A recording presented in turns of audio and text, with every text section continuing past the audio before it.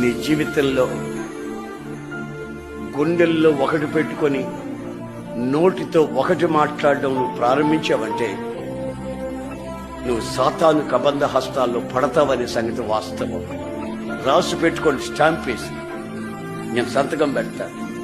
గుండెల్లో ఒకటి ఉంచుకొని, హృదయంలో ఒకటి ఉంచుకొని పైకి నోటితో ఇంకొకటి మాట్లాడి అలవాటు చేసుకుంటే ప్రభువైన యేసుక్రీస్తు ఏమన్నా తెలుసా?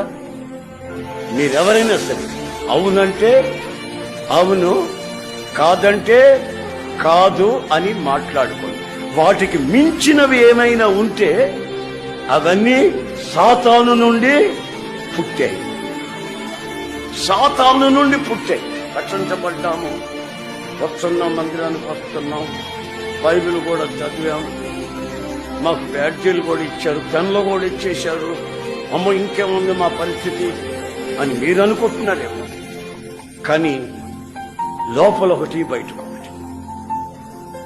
హిమము వలె నీవు ప్రకాశించాలని, హిమములాగా నీవు తేట తెల్లగా పవిత్రపరచబడాలని, ఆ పవిత్రతని నీలో కోరుకుంటున్న దేవుడు చెప్తున్నాడు, నీ అంతరంగమందు దాచబడిన సంగతి ఏమీ ఉండకూడదు.